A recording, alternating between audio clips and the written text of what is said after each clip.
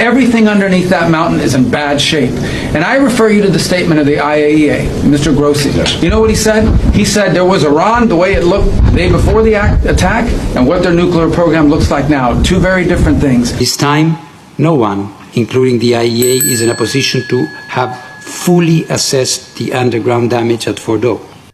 We did not find in Iran elements to indicate that there is an active, systematic plan to build a nuclear weapon. After conducting the largest B-2 strike in history, the stealth bombers returned to Whiteman Air Force Base in Missouri on Sunday.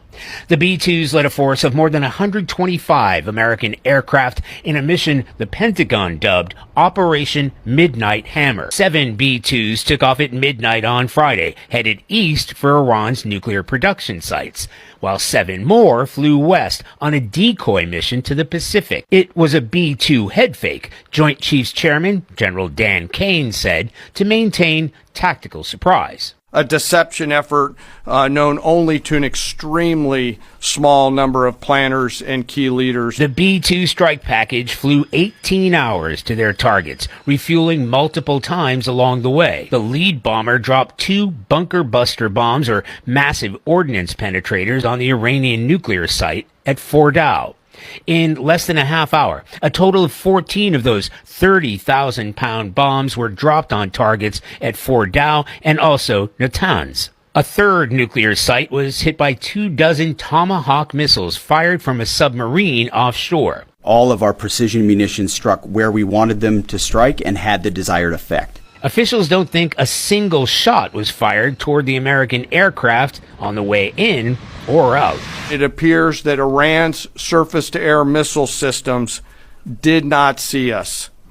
Throughout the mission, we retained the element of surprise. Satellite images of the deeply buried production facility at Fordow show holes indicating where the penetrating bombs hit, but damage assessment will take some time, and Iran has vowed retaliation. The president may not want an open-ended conflict. The Iranians may disagree. Are you prepared for a protracted war? Anything can happen in conflict, we acknowledge that, but the scope of this was intentionally limited. So Iran, in that sense, has a choice. We were told that troops across the region were not informed about the operation until it was underway, and that enhanced force protection was already in place in case of retaliation.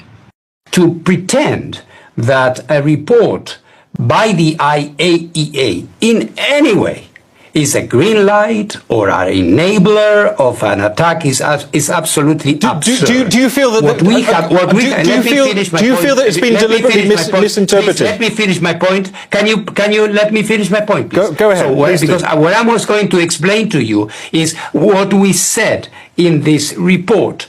In this report, we said very clearly and very objectively that Iran was not informing the IAEA about a number of things which are very, very important. And we were not getting the transparency we needed for that. So, and at the same time, we said very clearly in that report that preceded these dramatic events and the attack that we did not find in Iran elements to indicate that there is an active, systematic plan to build a nuclear weapon.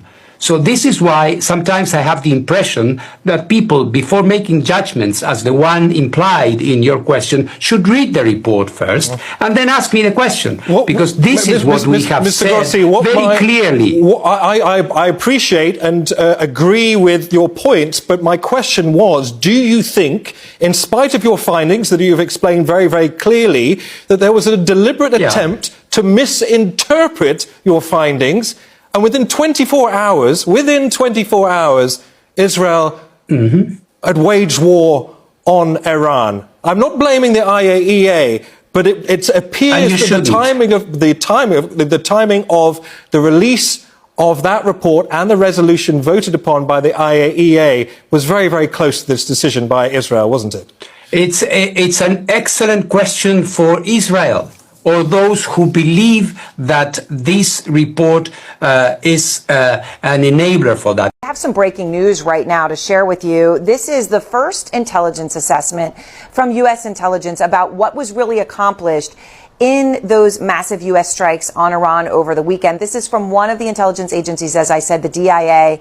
So it's just one of several. So take it in that context. But they assess that the strikes only set Iran's nuclear program back by months, and that these strikes did not destroy Iran's nuclear sites. Now, those are, again, in the context of that's an early assessment, it could change, and there are other intelligence assessments that we will get from the U.S. government. Even with that context, this is hugely significant information because President Trump said immediately after that, and this was echoed by the Defense Secretary Pete Hegseth, that Iran's nuclear program had been obliterated. First of all this stuff about the intelligence, this is what a leaker is telling you the intelligence says. That's the game these people play. They read it, and then they go out and characterize it the way they want it characterized, and they're leakers. This is the game they play. So that's number one. Number two, here's a fact. The conversion facility, which you can't do a nuclear weapon without a conversion facility, we can't even find where it is, where it used to be on the map.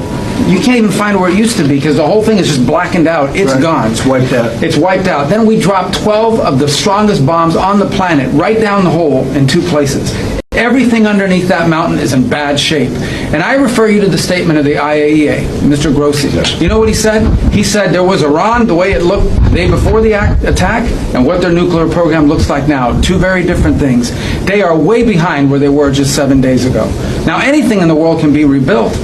But now we know where it is, and if they try to rebuild it, we'll have options there as well. But all this leaker stuff, these leakers are professional stabbers. That's what they are. They go out and they read this stuff, and then they tell you what it says against the law, but they characterize it for you in a way that's absolutely false. There's no way Iran comes to the table if somehow nothing had happened. This was complete and total obliteration.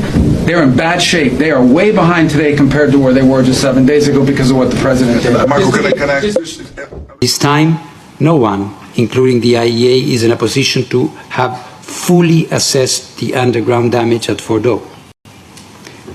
Given the explosive payload utilized and the extreme vibration-sensitive nature of centrifuges, very significant damage is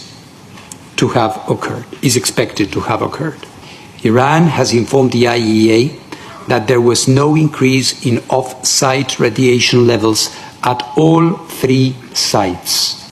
The board should be aware of a letter sent to me by Foreign Minister Dr. Abbas Araghchi on 13 June, in which he mentions that Iran will, and I quote, adopt special measures to protect nuclear equipment and materials, close quote. In my response, that same day, I indicated that any transfer of nuclear material from a safeguarded facility to another location in Iran must be declared to the agency. Trump's military strikes on Iran's nuclear facilities failed, but at least according to this leaked top-secret assessment that found that they failed to destroy the core components of Iran's nuclear program and likely only set it back months. With this assessment reportedly produced by the Defense Intelligence Agency, which is like the military's version of the CIA, and they apparently found that not only had Trump not completely and totally obliterated the facilities, but that Iran's stockpile of enriched uranium was not destroyed and that the centrifuges are largely intact, with it saying that the 3 impacts were limited to above-ground structures and most of the other structures remain untouched. You also have U.S. officials believing that Iran has secret nuclear facilities that weren't targeted and are still operational. Though all of this is the White House says that the Pentagon's assessment is flat out wrong and that this assessment was classified as top secret but was still leaked by an anonymous low-level loser in the intelligence community. Right, so with all this, you have arms control expert Jeffrey Lewis saying the ceasefire came without either Israel or the United States being able to destroy several key underground nuclear facilities at all 3 sites. And adding, these facilities could serve as the basis for the rapid reconstitution of Iran's nuclear program, which is why now you have more and more people saying that it seems like Iran may actually be the big winner here. Because if this is true, they've gotten a ceasefire and they still have their nuclear program while Israel and the US are telling their people that they won, making it harder for them to take up follow-up action.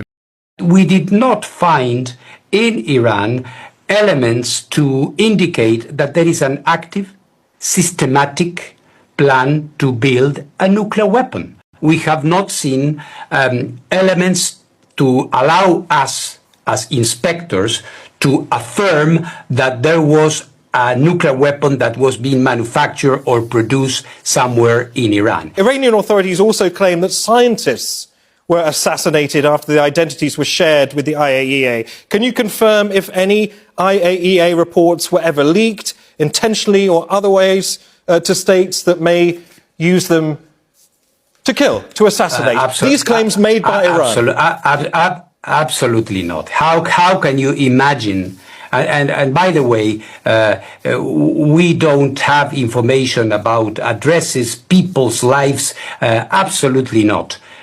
So this is something that I would expect serious press not to peddle. Those are the allegations made by Iran that I'm duty-bound in this interview to put to you. But I hope you appreciate in a region that where the shadow of the US invasion of Iraq in 2003 still casts a very long shadow, doesn't it? We have to make sure that we have to make sure that any of the intelligence that you may have based your findings on is watertight, which is precisely what we're doing here.